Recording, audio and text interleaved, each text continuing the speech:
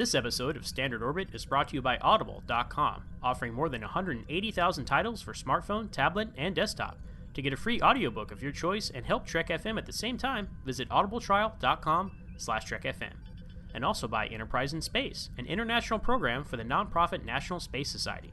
Find out how you can help science and education and become a virtual crew member aboard the NSS Enterprise Orbiter by visiting enterpriseinspace.org. Want to join the conversation and share your thoughts on this episode? Join the Babel Conference, our listeners group on Facebook. Just type BABEL into the Facebook search field. We look forward to seeing you there. This is Walter Koenig, Chekhov from Star Trek, and you're listening to Trek FM.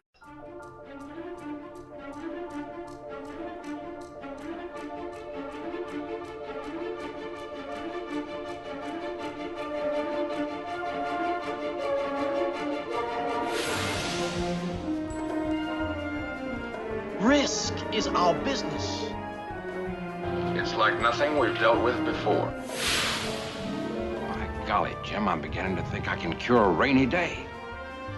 I can't change the laws of physics.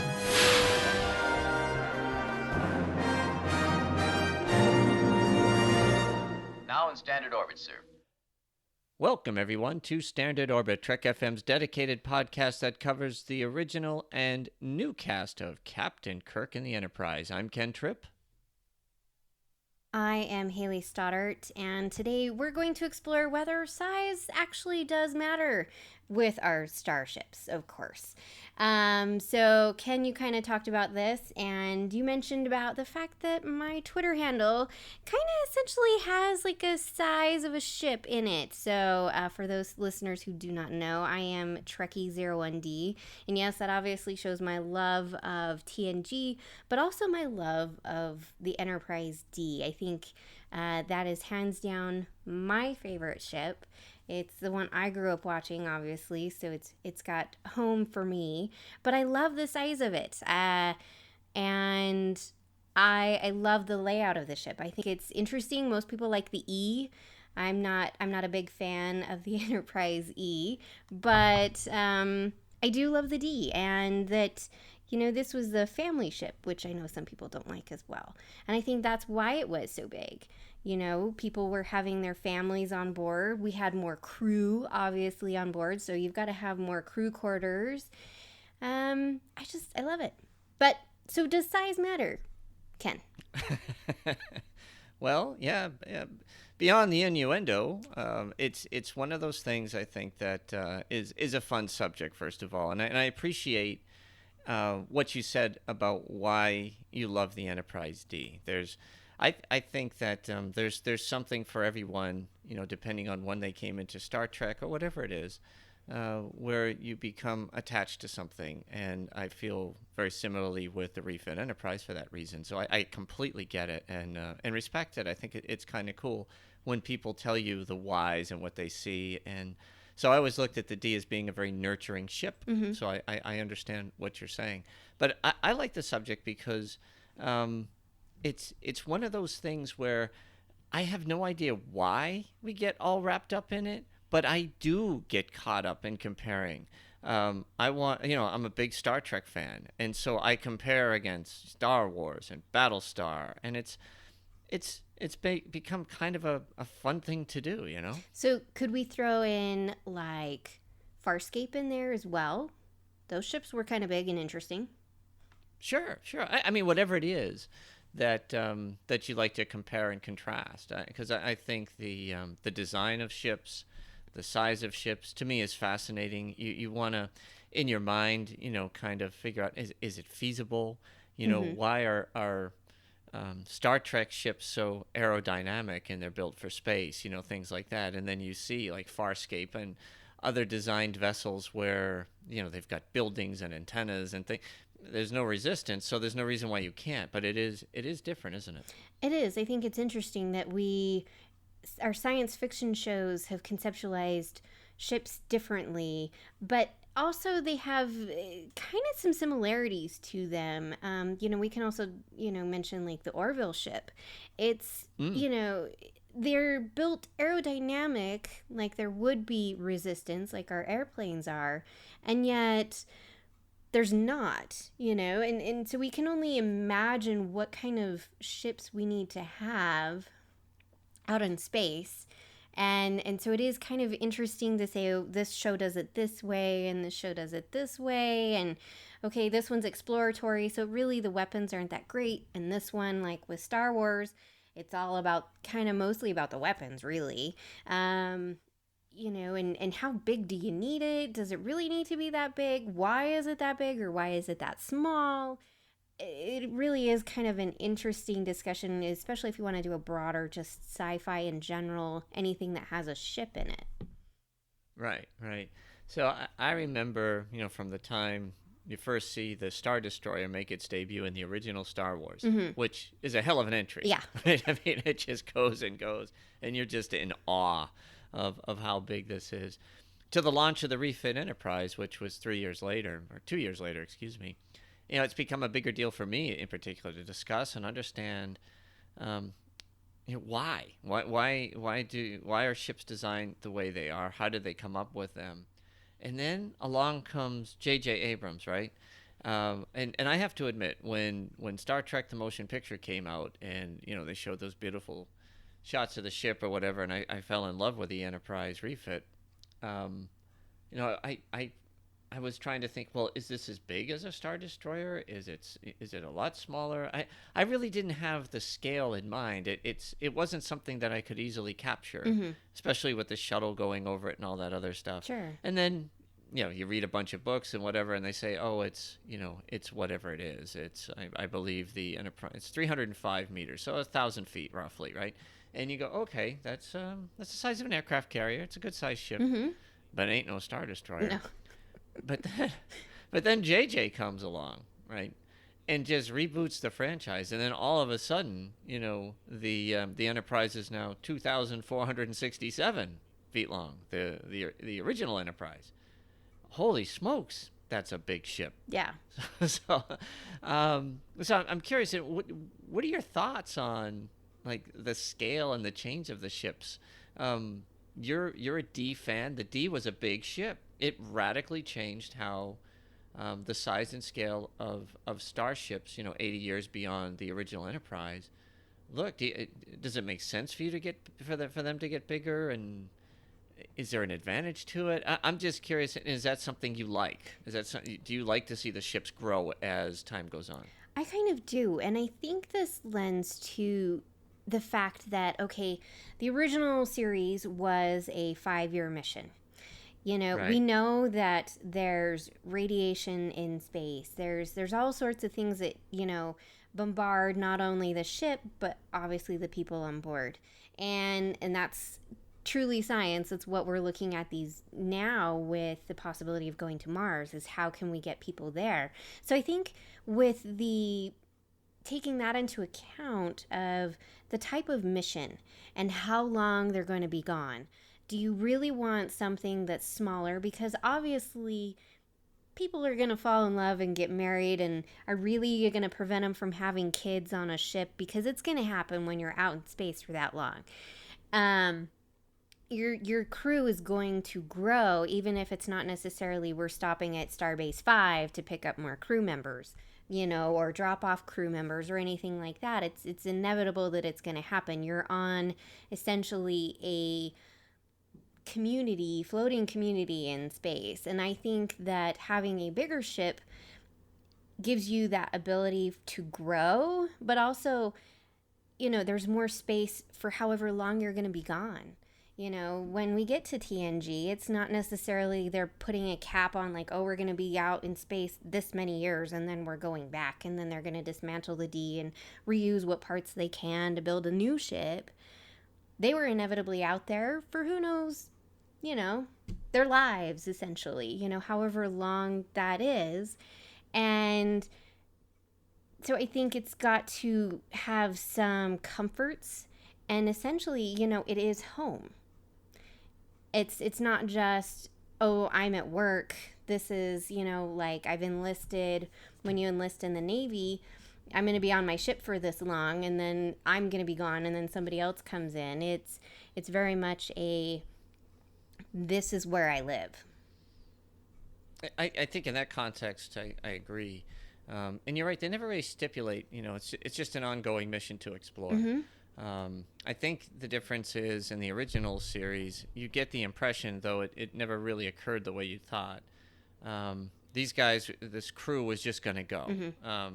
Just go, and you're going to be out there for 5 years, and you're going to be exploring an arm of an area that the Federation claims. That because it's so big and it's so vast, but you won't have a lot of support. Yeah. But in neither show did that really become the case, where they were really stretched. In fact, the timelines grew. It's 3 days to Vulcan to 15 minutes, depending on what you're watching. So to me, it's pretty interesting. But conceptually, everything you said is spot on. I get it. It does make sense if you are truly a ship of exploration. And you are not going to be tethered with supplies and things for a few years at a time. That more space makes sense. I think what kind of changes it a little bit is, no matter how big a ship is, if you're on an aircraft carrier, for example, but you're underway for 8 months, that ship gets very small. Yeah. And you can only imagine what it would be like in a starship. So I think the game changer for TNG and that era of ships being built for their size was the holodeck, right? And that type of technology, because it does allow people to escape and at least feel like you're not trapped. And psychologically, being on a ship like the Enterprise, the original Enterprise, or the refit Enterprise, which are roughly the same size, it's like being on a submarine. You're out there, you're in a very small space, and it takes a very you have to go through a lot of psychological testing, I think, in order to ensure that you're fit for that kind of duty, because you could see where people could go absolutely insane being cooped up in something that small for that length of time. Well, and exactly, the original didn't have a lot of windows. You look at the D and there's tons of windows, which is another topic all in itself. But, I can only imagine just being cooped up. I think I'd probably go crazy. We went on a cruise, and we were out at sea we were on the ship for 4 days, I believe. No, 3 or 4 days. And yeah, it gets small after a while. There's only so many places to go and only so many things to do, and you do the same things numerous times to entertain yourself. And granted, a cruise ship, there's lots of entertainment. That's what they're for. But still, it's nothing. Like, we had a day out to sea. Just blue sky and ocean. That's all there was. Yeah. So I can imagine that, having a larger ship, you'd have more to explore. I'm sure at some point you'd be like, okay, I've seen every corner of this ship. Let's do something else. Yeah. What else? So then, so there's the portions that you're talking about, as far as what becomes at least functional and existable for the right people, or the right species, the right aliens, or whatever that are on your ship. So that it's sustainable for a certain period of time. I also think a lot of what you do on the ship has to do with how satisfied you are. So I think, if you're the captain of the ship, you probably want to be on that ship and underway all the time, because that's your ship.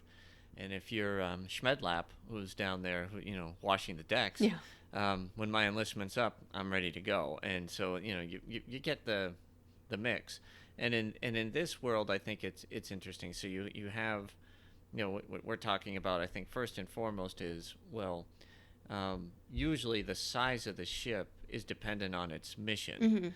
And, so, if we have to go a certain speed, how big do the engines need to be? And then how big do the power plants need to be? And then, how big does fuel storage, if they use fuel, for an example, does that need to be? And then, that kind of, it becomes the building block for how big your ship is ultimately going to wind up. If it is like a starship that is multifunctional, right? It is both a ship of exploration and a man of war.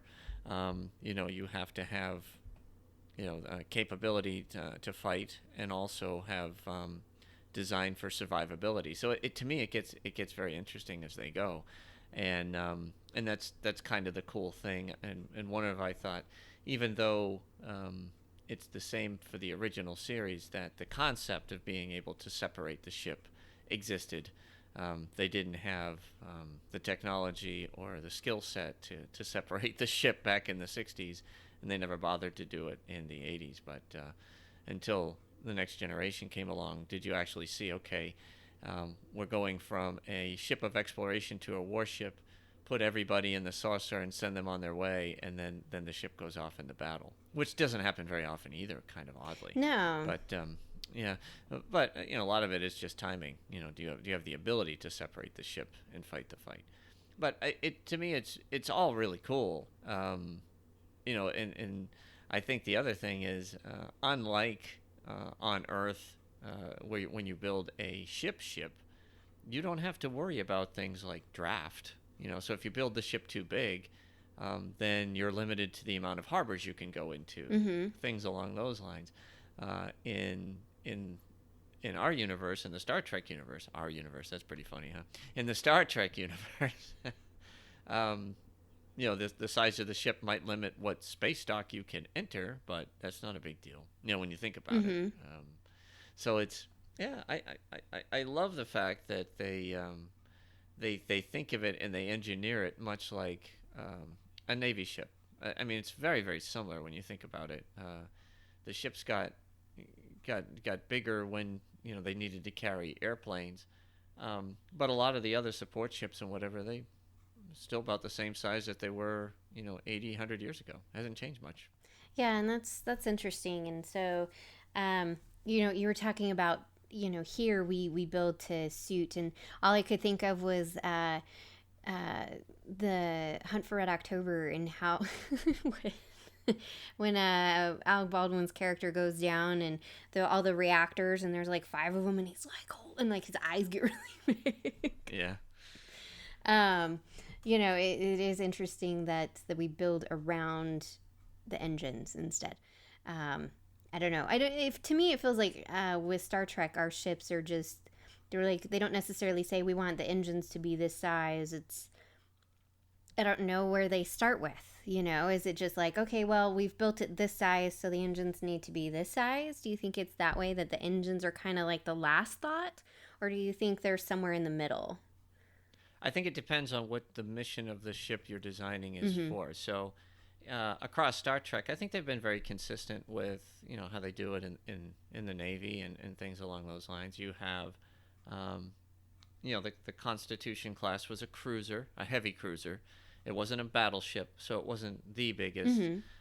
Although I think it's intentionally it was at the time, but there's books and non-canon things that show that there were bigger ships than the Constitution. But at any rate, so it was a heavy cruiser.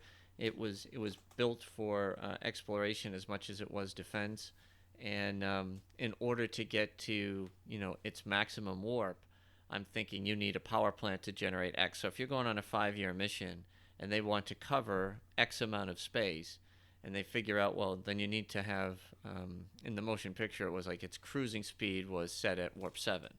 So I don't know what the cruising speed in the original series was, because you never really heard them say much more beyond, warp factor 1 when they ended the show. Sure.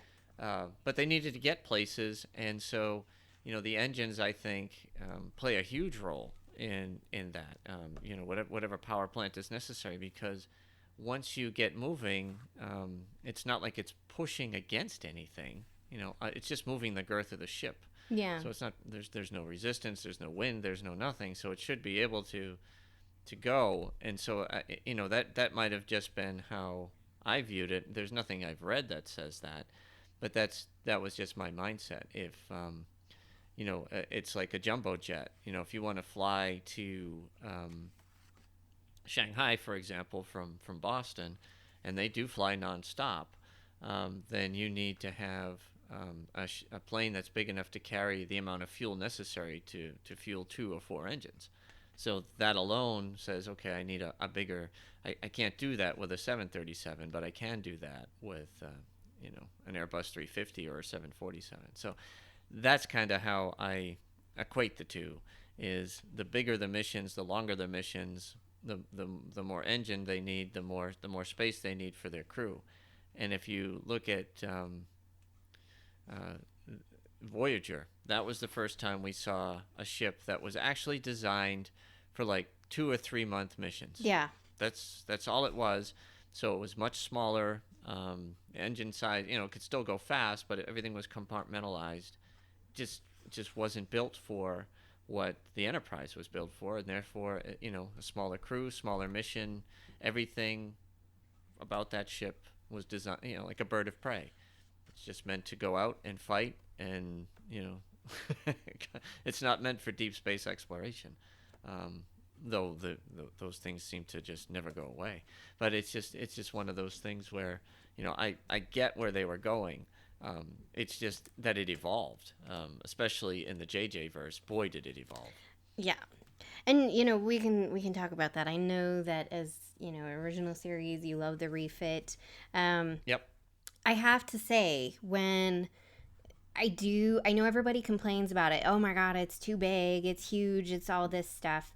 Again, I take that with a grain of salt, just because, yes, but you have to look at the movies came out, what years they came out in, what movies they were going up against. If they made that ship as the same size as what we see in like the motion picture and all the original Star Trek films, I don't know if it would have gone over as well. I don't think we would have pulled in, you would have gotten like hardcore Trekkies going to the movies, but everyone else would be like, well, this ship's really small. Like, look at this movie over here and they have this. Look at Guardians of the Galaxy and their ship, like, I think it lends to just the timing of the films themselves and the bigger budgets, and they wanted these to be like kind of a rejuvenation, I think, in some aspects of the franchise.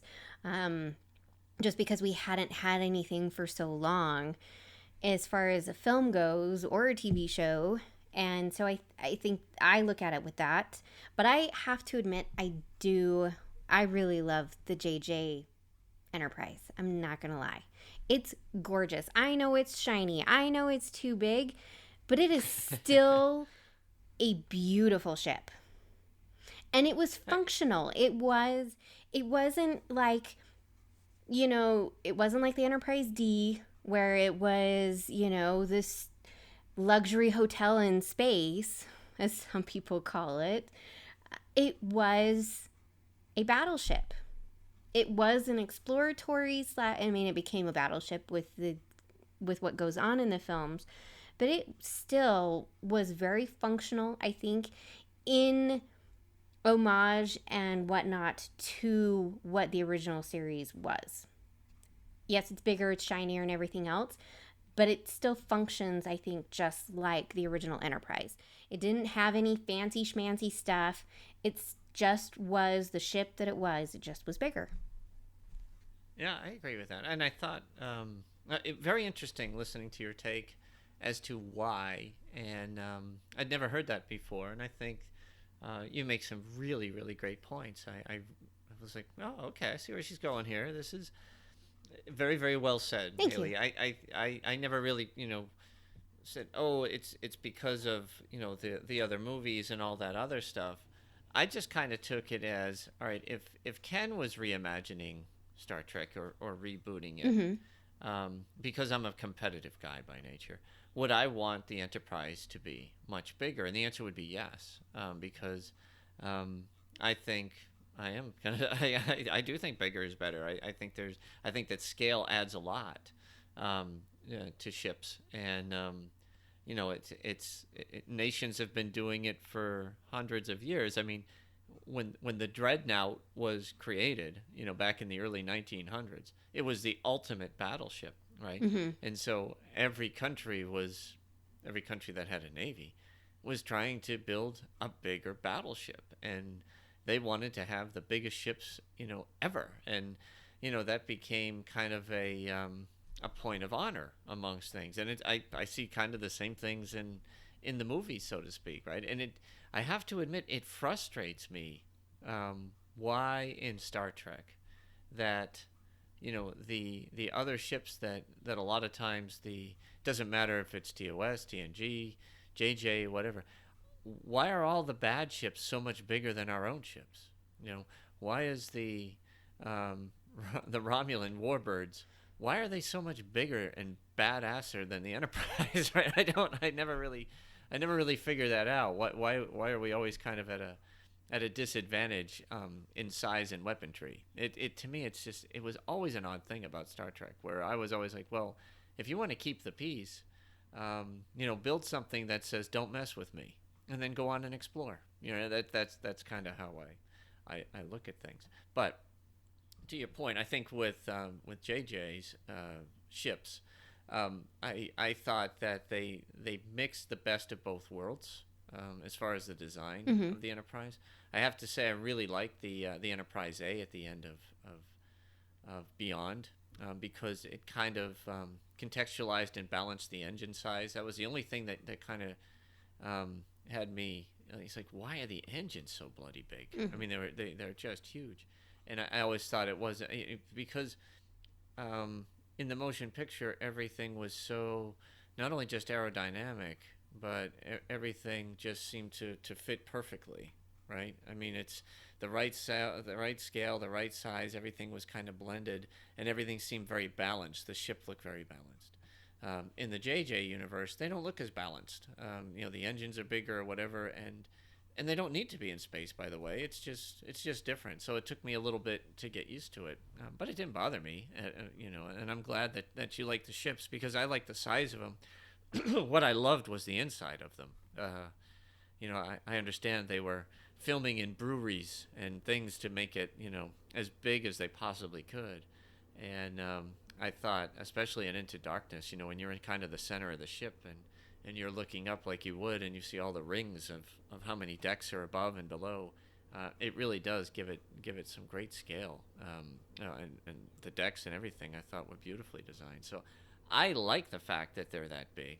I always kind of wish the Enterprise, starting with the original, was bigger. But I think that as I think about it, when you look at Captain Pike and you start moving up, the ships were pretty big for a crew of 200. They were probably just the right size for 430, but much bigger than that. So it really was a small crew, and actually kind of a small ship.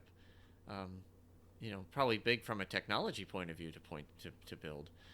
But then when you come along with JJ, you know what? I actually don't know what the crew complement was of the refit Enterprise or the new JJ-verse Enterprise, but it must have been a lot bigger than even the Galaxy class ship in TNG had to be.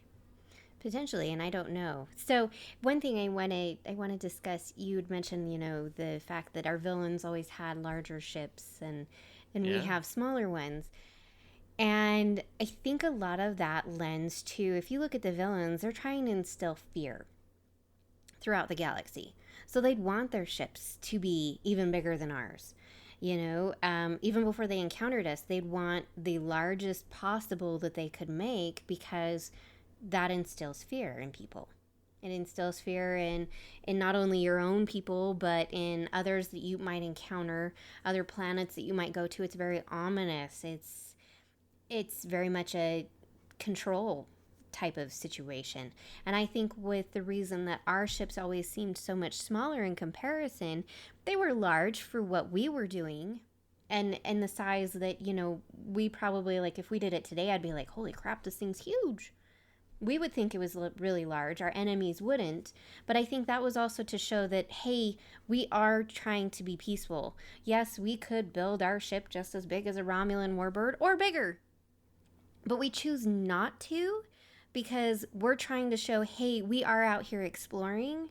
We're not here to take over.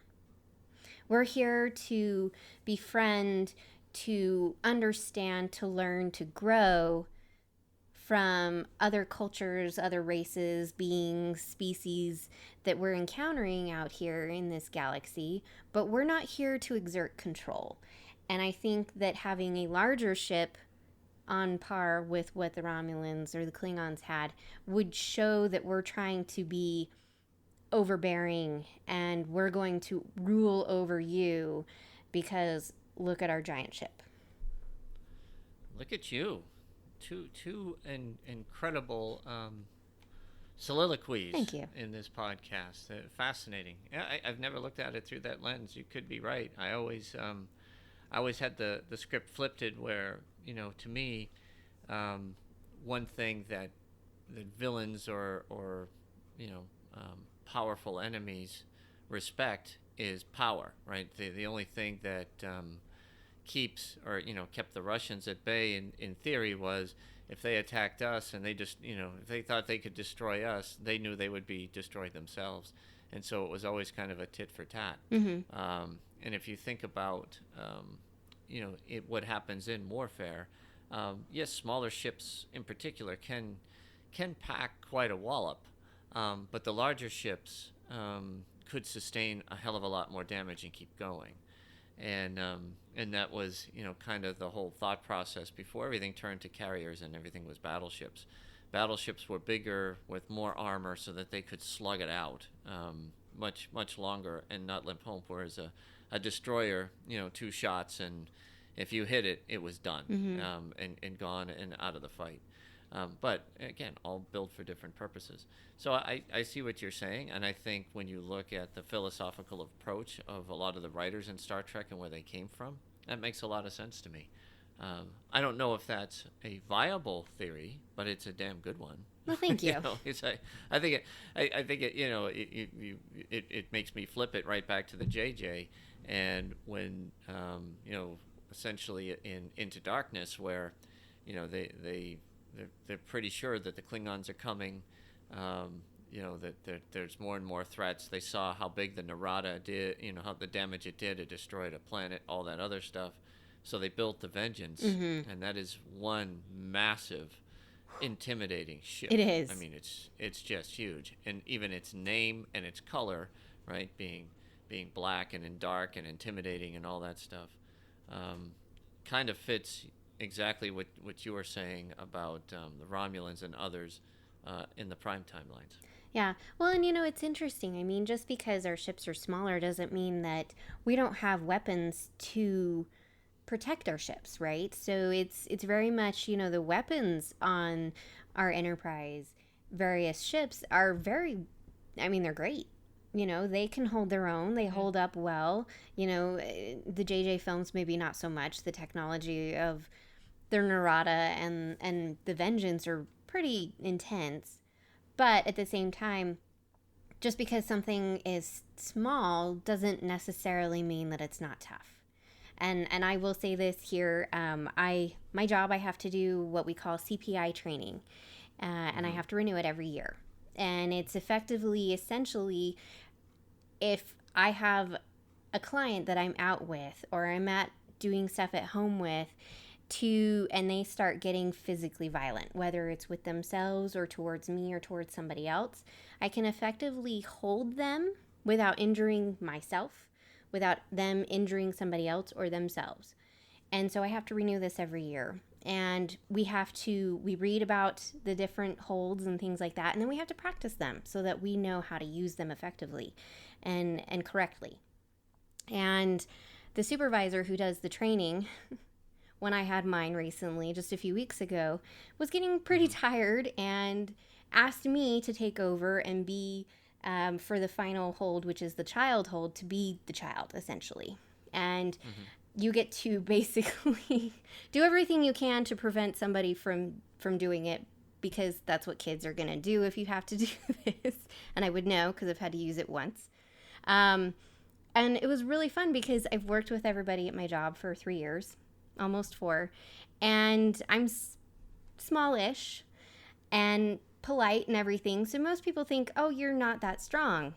But I also work out and I lift weights. And I'm a lot tougher than I look.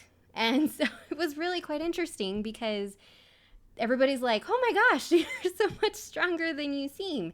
And I think that's the same with our Enterprise ships is, yes, they're smaller, so our enemies might think, oh, well, you're smaller than me, so that doesn't mean you're very tough. and I can easily take you out. But that's not necessarily the case. Yeah, what you say, you're right. Don't underestimate your enemies, any of those things. The Defiant was built as just a pure war machine, right? And very small, but quantum torpedoes. It was armed to the teeth and all of that stuff. Yet in the battle with the Borg, it took the big old Enterprise to come in and save the day, and the Defiant was knocked out. And the Borg ships are obviously huge too. So I hear what you're saying. Don't underestimate, and no one should underestimate any individual. No. For that matter. There's a lot of people that might be small in stature, but they might have an ability or a tolerance for pain. You know what I mean? They never stop. They just keep going until they win. So I understand what you're saying. I just find that example after example, especially in the Prime universe, and we saw it. We saw it in yesterday's Enterprise, right? The Federation was losing, and it was going to lose. In many cases, the ships get the living you-know-what kicked out of it, and it's some clever thing saves them, but it isn't the power of the ships. And it's always something in Star Trek that has really ticked me off is you cannot maintain the peace and protect your people through less effective or allowing yourself or allowing your enemies to be able to have capability that you can't. Cloaking device is a great example. It is the dumbest thing in Star Trek. It doesn't matter how big or small your ships are if the enemy fleet can orbit Earth without you knowing and just blow it up. And there's no way to detect them. And to me, that's silly. So there's a lot of concepts in Star Trek that just, like I said, if you're going to rely on the charity of evil, then good will die. And that's just fact. And it's so, more often than not, we find ourselves with our ships getting kicked out of them, and they find a clever way to win. But mano a mano, usually the Federation is getting its butt kicked, and it's frustrating. I mean, it just is to watch. There are different examples where, in TNG, in lower technology or whatever, and the ship is taken over by the alien who was it McDuff? Yeah. Or whatever it was. That dopey thing. When they're just kicking ass. But that's a technology gap. That's not Federation, Klingon, Romulan, and all that stuff. And I think, when you watch Deep Space Nine, which is one of my favorite series, they kind of hit on that a lot. Most of the ships are pretty much the same size going at it, but the Federation, it takes a wallop against the Klingons. It takes a wallop against the Dominion. When the Romulans join, things change. But on their own, one by one, the Federation very rarely is able to come up on top, and that's a failure of what I would say of their responsibility to protect what they have.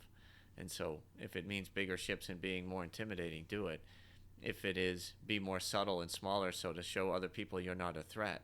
Then in the eyes of evil, you become an easy victim. Just like in the wild, right? The wounded animals go down. Bad people tend to prey on the weak and the aged, and that's kind of how I see things. So I love the two perspectives because you've made me think very differently, and I'm just telling you where I was coming from. I'm not saying I'm right, by the way. It's just no, I get what you're saying. I definitely do. So bigger, is it better? Do you think? Yeah. I mean, I agree to a sense. It's interesting when you were talking about this, and we were talking off mic about, you find it interesting that this is kind of an interesting topic for me. I will say I'm like an old car person. I love different things, and it's interesting that like I almost very, very closely had a 1969 Pontiac GTO, almost. Oh, and that's wow. like my dream car right there. It's beautiful. It had the hideaway lights and everything. Anyway, I didn't get it, long story short, and I cried about it. So, but it's really kind of something that, yes, most women are not big on, like, oh, look at the size of the ship. They're more involved in the characters and things like that. But I think the ships are really interesting because they themselves are a character.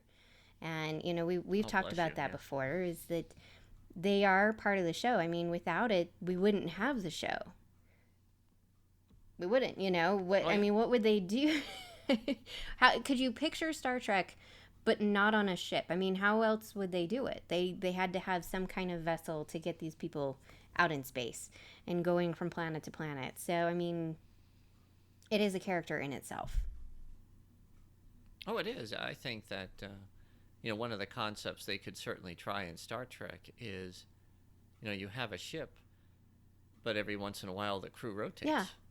And you get a new captain. You get, you know, there'll always be some people that may stay, but in the real world, in the Navy, for example, you know, every 3 to 5 years, that ship turns over 100%. It's just the way it is.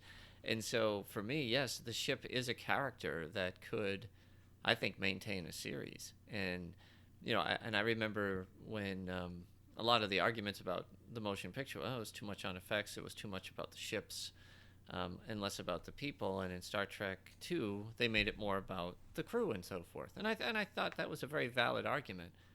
But I also found there was a little bit of arrogance with the actors on that one. It's like, don't discount the Enterprise. And when they blow it up or they kill it, it's like they did in Star Trek 3. It was like, it's not quite Star Trek anymore. It just isn't. I mean, the Enterprise was a part of the original series, and it needed to be, which is why they brought it back. And they brought back the exact same ship, which I didn't find that to be very clever. But they did.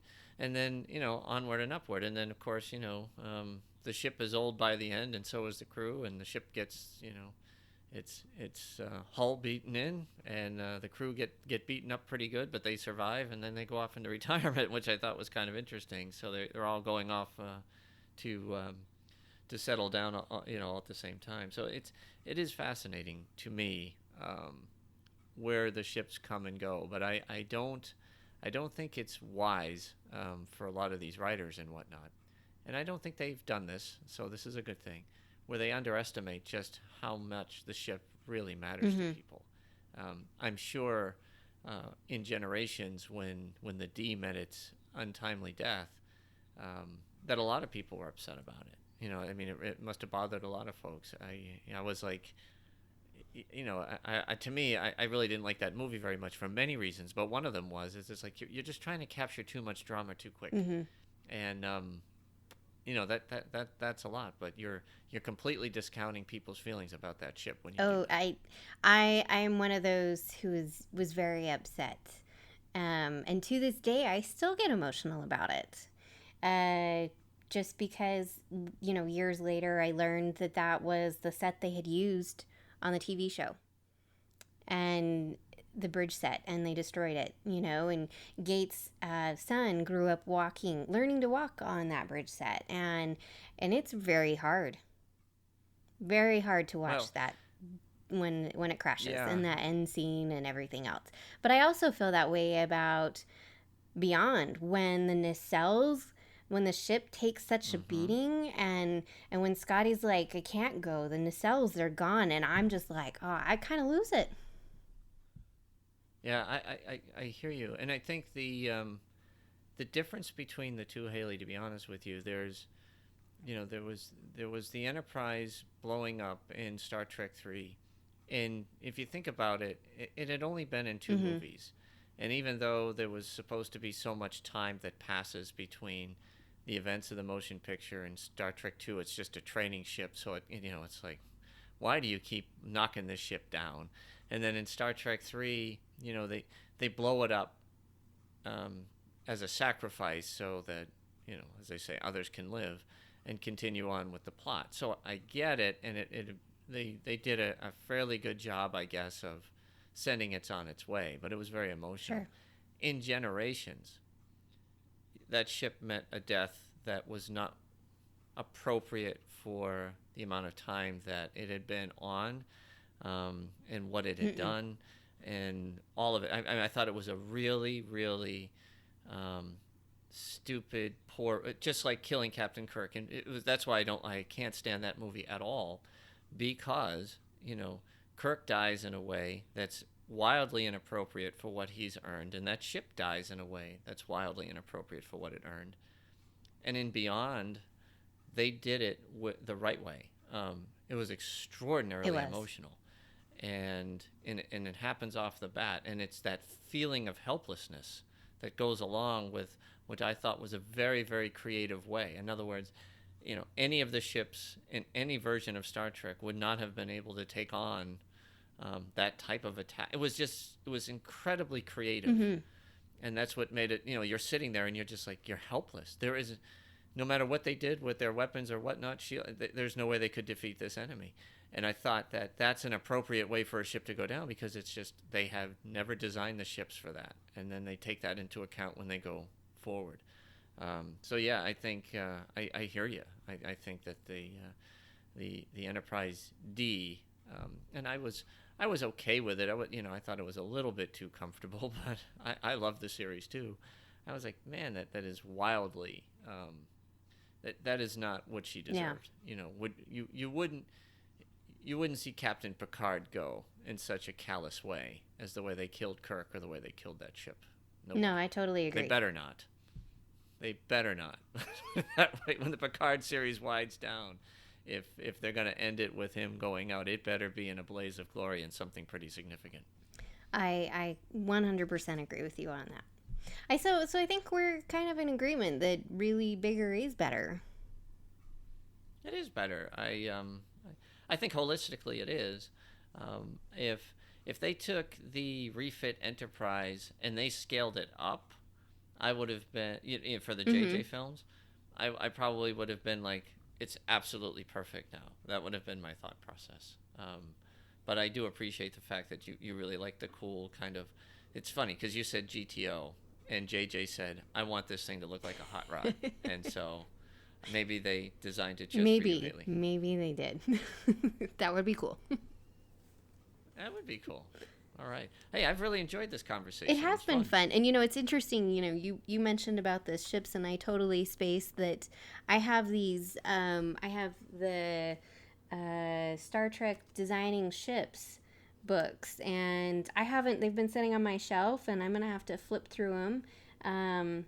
I've got all 3 of them, and I'm intrigued as to what's in them, but it's about all the different ships and stuff. So I'm going to have to flip through this and see if there's anything in there worth mentioning.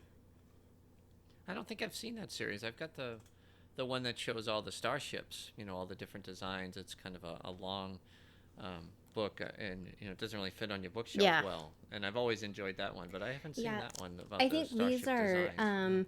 they're done with the Eagle Moss ships that they've been doing. The same gentleman who is involved in those was involved in these. There's 3 of them. So this one's the Enterprises and Beyond, and then there's the starships from 2151 to 2293, and then 2294 and the future. So it's kind of interesting. Cool. Yeah, it sounds very neat. Yeah, I'll look it up on Amazon. They've got me something to pull in. I haven't purchased a lot of Star Trek books in a while, but that looks like I like the not so much the books that you read, but like most people, I like all these little informational books and stuff.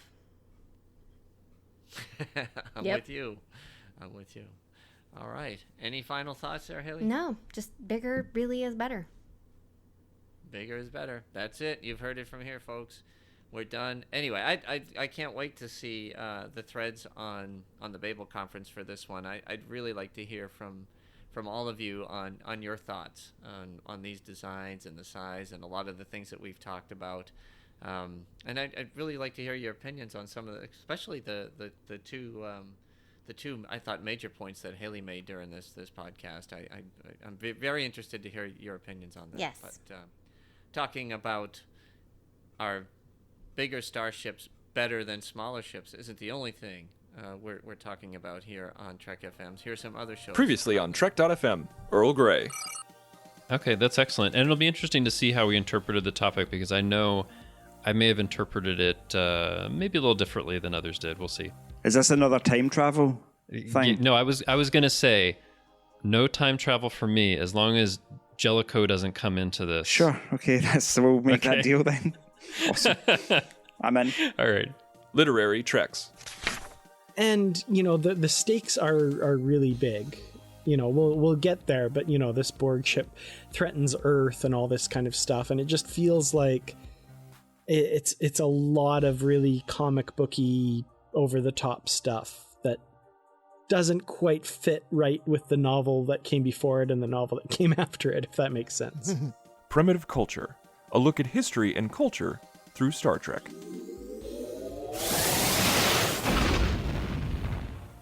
And Next Gen arriving was this sort of, wow, this looks incredible. I know when we look at sort of first season Next Gen now, what we're going is, wow, this is really slow and stagey. But in fact, it was incredible. It was absolutely game-changing. The Edge, a Star Trek Discovery podcast. Only because I was watching little bits of Emissary recently, is that he would see himself wearing that awful purple swimsuit and think, oh God, I can't wear that. Oh my gosh. Every time I see it, I'm like, whoa, I'm really glad I'm not wearing 24th century clothing. If you wanted me to murder an entire society, fine. But I'm not wearing that bathing suit. Too revealing. That's where I draw the line. That's funny. And that's what else is happening on Trek.fm. So check out all of these shows and find out what we're talking about in your favorite corner of the Star Trek universe and beyond. You'll find us wherever you get your podcasts. If you're an Apple user, you can get the show on iTunes or the Apple Podcast app. Be sure to hit the subscribe button. That helps us out greatly and makes it easier for other listeners to find the show. If you're not an Apple user, we've got you covered as well. You can find our shows on Stitcher, TuneIn, Spreaker, SoundCloud, Windows Phone, and of course you can stream and download the MP3 file from our website and grab the RSS link as well. If you would like to get in touch with us here at Trek FM, you can always find us on trek.fm/contact and look in the sidebar on the show page. Or you can go to speakpipe.com/trekfm and please leave us a voice message. You can also contact us through Twitter at TrekFM, Facebook at facebook.com/trekfm, and the Babel Conference. Type the Babel Conference, that's BABEL, into the search field on Facebook or go to our website at trekfm.com and click discussion on the menu bar. Another way you can help us keep all of our shows coming to you each week is to become a patron of the network on Patreon. If you visit patreon.com/trekfm, that's patreon.com/trekfm, you'll find our current goals and different milestone contribution levels, along with all of the great perks we have for you. These perks include early access to content, exclusive content, producer credit, seats on our content development team, and more. We really appreciate any support you can give us and hope you'll join the team. Again, you'll find the details at patreon.com/trekfm. Speaking of Patreon, thank you as always to our associate producers for Standard Orbit. They are Norman C. Lau, Nick Anastasio, Tim Robertson, Richard Marquez, Corey Elrod, Dan Rhodes, and Mike Richards. Your contributions and support mean the world to us, and we appreciate you being associate producers on Standard Orbit. You can find me on Twitter at Trekkie01D. You can also hear me talking about both Discovery and the Orville over on the Fandom Podcast Network's Discoville podcast that drops every week. So thanks for listening, and join us again next time here on Trek FM for another episode of Standard Orbit.